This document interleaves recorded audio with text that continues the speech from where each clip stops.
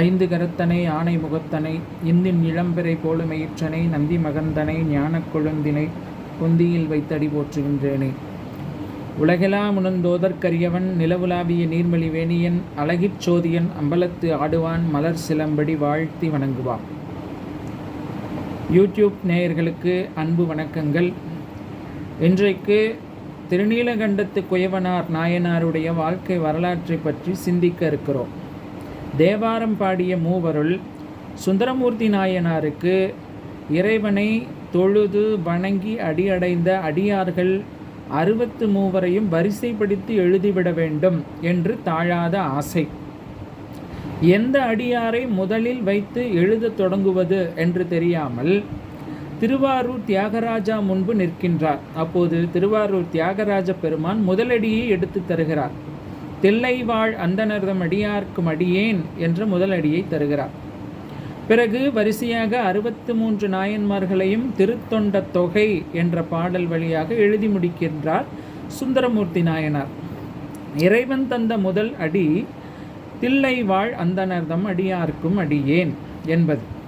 சுந்தரமூர்த்தி நாயனார் எழுதிய முதல் அடி இருக்கிறது இல்லையா, அது என்னன்னு சொன்னால் திருநீலகண்டத்து குயவனார்க்கும் அடியேன் என்பதாகும். ஏன் திருநீலகண்டத்து குயவனாரை சுந்தரமூர்த்தி நாயனார் முதலில் எழுதினார் என்றால் அதற்கான காரணத்தை இந்த பதிவின் இறுதியில் சொல்கின்றேன்.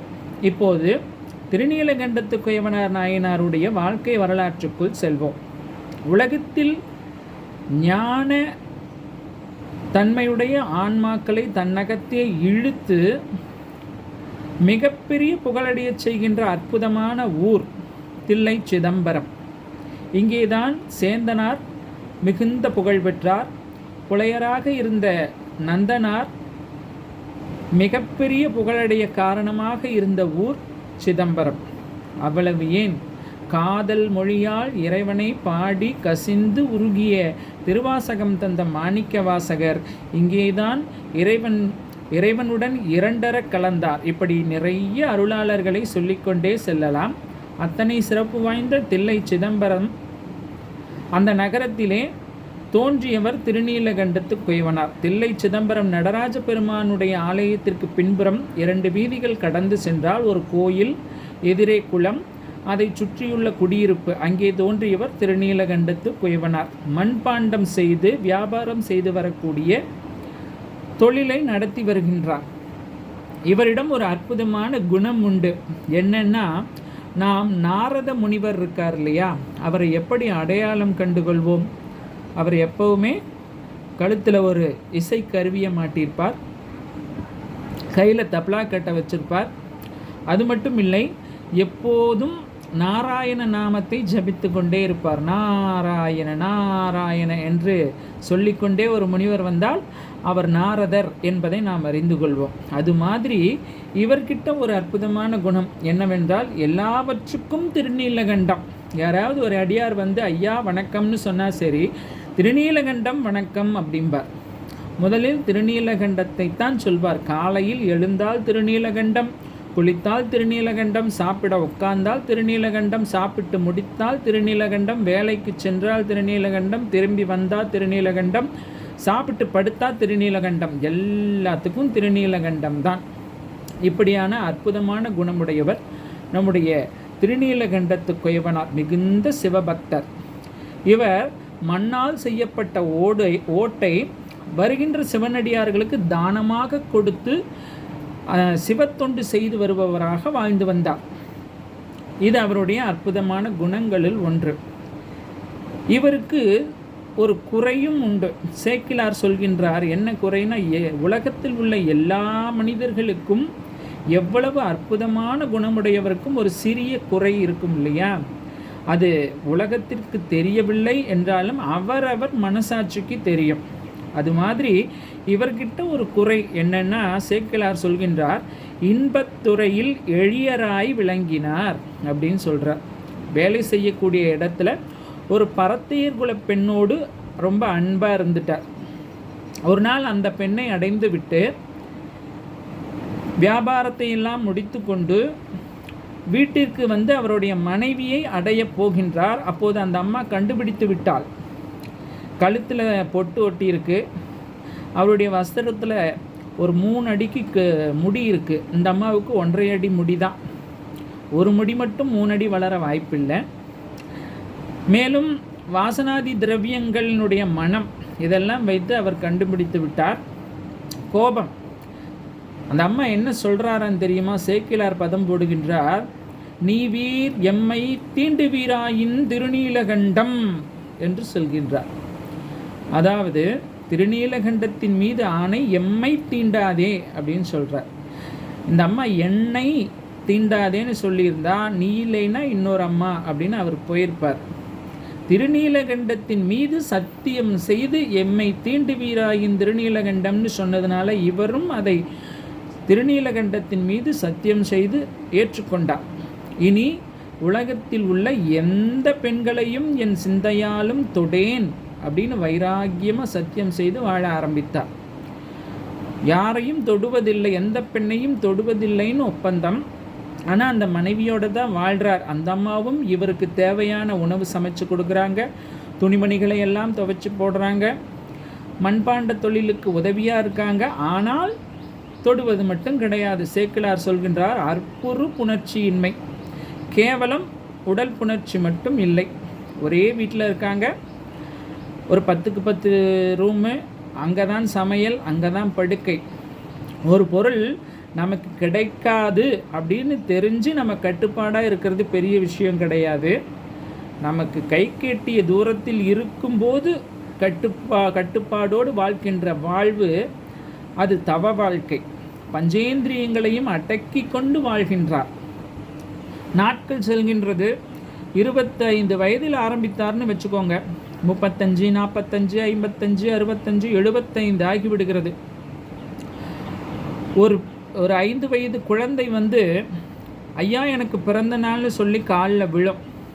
இவர் வாழ்த்துவார், மண்ணில் நல்ல வண்ணம் வாழலாம் வைகளும் எண்ணில் நல்ல கதிக்கு யாதுமோர் குறைவிலை பெண்ணில் கண்ணில் நல்லதோறும் கழுமழ வளநகர் பெண்ணில் நல்லாளுடும் பெருந்தகை இருந்ததேன்னு வாழ்த்துவார். ஆனால் தொட்டு தூக்க மாட்டார். அம்மாவை பார்க்க போவார்.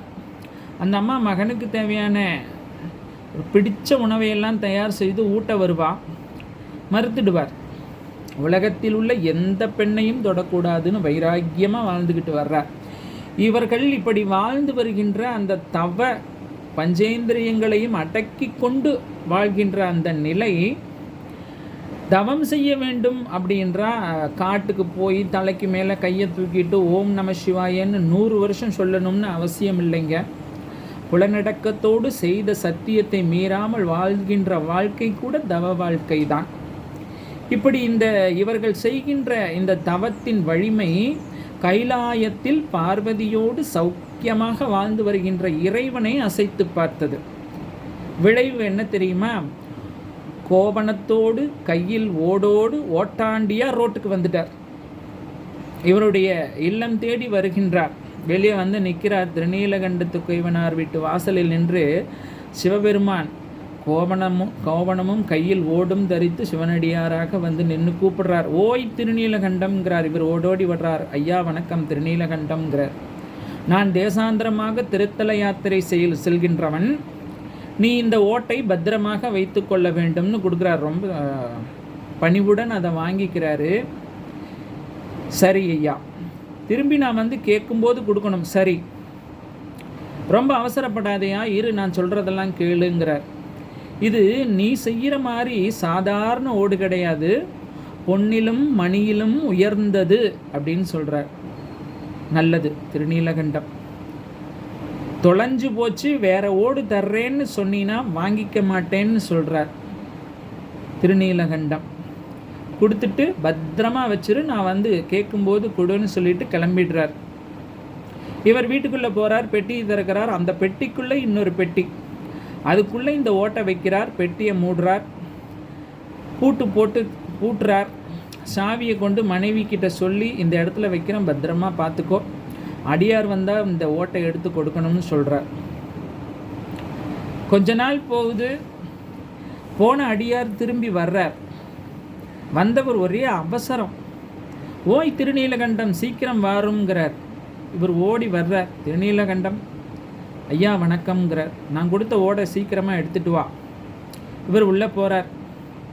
பெட்டியை திறக்கிறார். உள்ளே இருந்து பெட்டியை திறக்கிறார். ஓட்டை காணோம். சேக்கிலார் ரொம்ப அழகாக சொல்கிறார், வந்தவர் எப்படி வந்தாரான்னு தெரியுமா? எல்லாம் தான் கொடுத்து வாங்கவல்லான் வந்தார் அப்படின்னு சொல்கிறார். இந்த உலகத்தில் நம்மக்கிட்ட இருக்கிற செல்வம், கல்வி, புகழ் எல்லாம் இறைவன் கொடுத்ததுன்னு நம்பணும். சிலர் இருப்பாங்க, என்னால் தான் இந்த குடும்பமே பிழைக்குதுன்னு சொல்லுவாங்க, என்னால் தான் இந்த ஊரே நல்லா இருக்குதுன்னு சொல்லுவாங்க, நான் இல்லைன்னா இந்த கோயிலில் விளக்கே எரியாதுன்னு சிலர் சொல்லுவாங்க. அதெல்லாம் ஒன்றும் கிடையாது. நமக்கு முன்னால் ஒருத்தர் இருந்திருப்பார். நாம் இறந்ததுக்கு அப்புறமும் விளக்கேற்ற ஒருவரை இறைவன் கொண்டு வந்து சேர்ப்பார். எல்லாம் இறைவனால் ஆவது அப்படிங்கிற எண்ணம் வரணும். எல்லாம் தான் கொடுத்து வாங்கவல்லான் வந்தார்னு சொல்கிறார். எல்லா புகழையும், செல்வத்தையும், கல்வியும், ஞானத்தையும் கொடுக்குறார். ஆனால் அந்த உயிரை மட்டும் இறைவன் தன் கையில் வச்சுக்கிறார். அவருக்கு எப்போ தேவையோ அப்போ எடுத்துக்கிறார். தவறி போய் இந்த உயிரையும் நம்மக்கிட்டேயே இருக்கிற மாதிரி ஒரு சுவிட்சை வச்சு, காதுக்கு பின்னாடி அந்த உயிரினுடைய சுவிட்சை வச்சு அனுப்பியிருந்தாருன்னா என்ன ஆயிருக்கும்? இரவு தூங்கும்போது தெரியாமல் தொட்டு நிறைய பேர் செத்துருப்பாங்க. எல்லாத்தையும் கொடுத்து வாங்கவல்ல பெருமான் சிவபெருமான் தான். அவருக்கு இதை காணாமல் ஆக்கியதும் அவர்தான். சிறுதொண்ட நாயனார் புராணத்தை பற்றி கவி காலமேகம் ரொம்ப அழகாக ஒரு பாட்டில் சொல்லுவார்.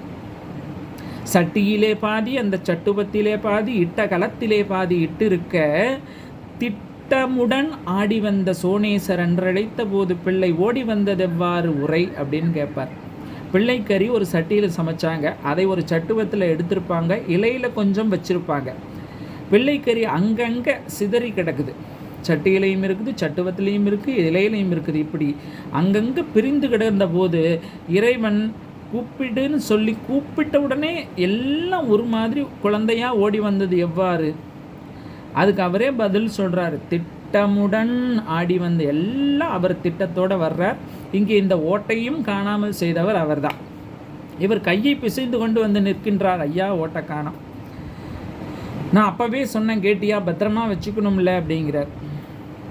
எங்கே போச்சுன்னு தெரியல. நான் வேணா வேற ஓடு தந்தால் நான் வாங்கிக்க மாட்டேன்னு அப்போவே சொன்னேங்கிறார். ஐயா என்ன பண்ணுறதுன்னு தெரியலையே திருநீலகண்டம்ங்கிறார். நான் அப்போவே சொன்னேன், பொன்னிலும் மணியிலும் உயர்ந்ததுன்னு சொன்னேன், நீ தான் எங்கேயோ விற்றுட்டேங்கிறார். சத்தியமாக நான் விற்கவில்லைங்கிறார். அதெல்லாம் நான் ஏற்றுக்க மாட்டேன்னு தரன்னு கூட்டிகிட்டு கோயிலுக்கு போகிறார். பஞ்சாயத்தை கூட்டுறார். ஊர் மக்கள் அனைவரும் கூடிவிட்டார்கள். பஞ்சாயத்திலே கொண்டு போய் நிறுத்திட்டார். நான் என்ன செய்ய வேண்டும்னு கேட்குறார். காதல் சீர் மகன் கைப்பிடித்து குளத்திடை முழுகி எழுந்து சத்தியம் செய்ய ஒத்துக்கொள்கிறேங்கிறார். அது முடியாது, ஏன்னா எங்களுக்கு குழந்தைகளே கிடையாதுங்கிறார். சரி, உன்னுடைய மனைவியின் கையை பற்றி கொண்டு திருநீலகண்டத்தின் மீது சத்தியம் செய்து குளத்திடை முழுகி சொல்லு நம்புறேங்கிறார். அதுவும் முடியாது, எங்களுக்குள்ள ஒரு ஒப்பந்தம், நாங்கள் தொடமாட்டோங்கிறார். என்னையா அது? கல்யாணம் செஞ்சுக்குவாராம், மனைவியை தொடமாட்டாராம். பெரிய அண்ட புழுகுறானே அப்படின்னு ஊர் மக்கள்கிட்ட நியாயம் வைக்கிறார். அந்த அம்மாவை வேணும்னாலும் கேளுங்கிறார். அந்த அம்மாவும் சொல்கிறா, நாங்கள் தொடுறதில்லை. ஒரு தண்டை தூக்கி போட்டார். 2 முனையும் 2 பக்கம் பிடிச்சிக்கிட்டு 2 பேரும் முழுகி திருநீலகண்டத்தின் மீது சத்தியம்னு சொல்லுங்கள் நம்புகிறேங்கிறார். அதே மாதிரி 2 முனையையும் 2 பேரும் பிடிச்சிக்கிட்டு முழுகிறாங்க. திருநீலகண்டத்தின் மீது ஆணை, திருநீலகண்டத்தின் மீது ஆணைன்னு சொல்லிக்கிட்டே முழுகிறாங்க. முழுகியவர்கள் வயோதிகமுடைய தாத்தாவும் பாட்டியும். திரும்ப எழும்போது அந்த குச்சியெல்லாம் காணாமல் போயிட்டது. மனைவியின் கையை பற்றி கொண்டு எழுகிறார் திருநீலகண்டத்து குயவனார்.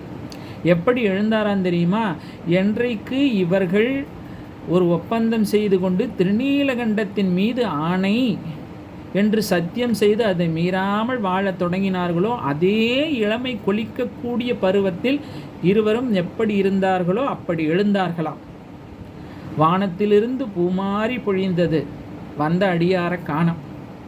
வானத்தில் பார்க்குறாங்க, ரிஷப வாகனத்தில் பார்வதி பரமேஸ்வரனுடைய கைலாய காட்சி கிடைக்குது. ஊர் மக்கள் அனைவரும் அதிசயிக்கிறார்கள். அதற்கு பிறகு பன்னெடுங்காலம் சிவத்தொண்டு செய்து இறைவன் திருவடியை அடைந்தார் திருநீலகண்டத்து குயவனார். இது அவருடைய வாழ்க்கை வரலாறு. சுந்தரமூர்த்தி நாயனார் ஏன் முதலில் திருநீலகண்டத்து குயவனாரை வைத்தார்னு முதல்ல நான் சொல்லியிருந்தேன் இல்லையா? அது ஏன்னா கைலாயத்தில் இறைவனுக்கு அணுக்க தொண்டராக பணியாற்றியவர் சுந்தரமூர்த்தி நாயனார். ஒரு நாள் பூஜைக்கு தேவையான மலர்களை பறிக்க நந்தவனத்துக்கு செல்கின்றார். அங்கே அம்பாளுக்கு பணிவிடை செய்கின்ற 2 மங்கை, தேவ மங்கைகள், அனிந்திதை, கமலினி 2 பேரும் வருகிறார்கள். அவரை அப்படி ஓரக்கண்ணால் ஒரு பார்வை பார்க்குறார். நேரடியாக கூட பார்க்கல. பூஜைக்கு மலரை எல்லாம் பறித்து கொண்டு வந்து விடுகிறார். சிவனை பூஜிக்கும் போது சிவபெருமான் கேட்கின்றார், சுந்தரா, பெண்களை பார்த்தாயா? ஆமாம் சுவாமி, உனக்கு ஆசை வந்து விட்டது. பூமியில் பிறந்து பக்தி செய்து முக்தியடைந்து என்னை வந்து அடைவாயின்னு மண்ணில் பிறக்க வைக்கிறார். பிறந்து வளர்ந்து வாலிப பருவம் எய்திய சுந்தரமூர்த்தி நாயனாருக்கு திருமண ஏற்பாடு நடக்குது.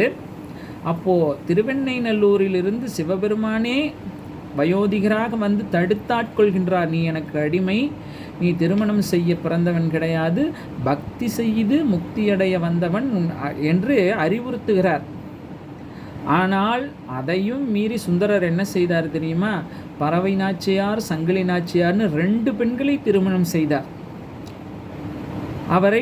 அவரால் ஆசையை அடக்க முடியவில்லை. தன்னால் முடியாத ஒன்றை ஒருவர் மங்கை சொன்ன சூழால் இளமை முழுக்க துறந்து செய்த சத்தியத்தை கை கொண்டு திருமணம் செய்து தொடாமல் வாழ்ந்து வந்த, ஆசையை அடக்கி வாழ்ந்து வந்த திருநீலகண்டத்து குயவனார் சுந்தரமூர்த்தி நாயனாருக்கு முன்பாக மிக உயர்ந்தவராக தெரிந்திருப்பார். அதனால்தான் திருநீலகண்டத்து குயவனாரை முதலில் வைத்து சுந்தரமூர்த்தி நாயனார் பாடினார். இவ்வளவு நேரம் இருந்து கேட்ட உங்கள் அனைவருக்கும் என்னுடைய அன்பு வணக்கத்தை தெரிவித்து, இந்த பதிவு உங்களுக்கு பிடித்திருந்தால் லைக் பண்ணுங்கள், சப்ஸ்கிரைப் பண்ணுங்கள், உங்கள் மேலான கருத்துக்களை எழுதி அனுப்புங்க. நிச்சயம் பதிலளிப்பேன். வான்முகில் வழாது பெய்க, மலிவளம் சுரக்க, மன்னன் கோன்முறை அரசு செய்க, குறைவில்லாது உயிர்கள் வாழ்க, நான்மறை அறங்கள் ஓங்குக, நற்றவம் வேள்வி மல்க, மேன்மைகள் சைவநீதி விளங்குக, உலகமெல்லாம் அரகர நம பார்வதி பதையே அரகர மகாதேவா. தென்னாடுடைய சிவனே போற்றி, எந்நாட்டவர்க்கும் இறைவா போற்றி, ஆலை கரும்பின் தெளிவே போற்றி, அடியார்க்கு ஆரமுதம் ஆனாய் போற்றி, காவாய் கனகத்திரளே போற்றி, கைலை மலையானே போற்றி போற்றி. சிவா திருச்சிற்றம்பலம்.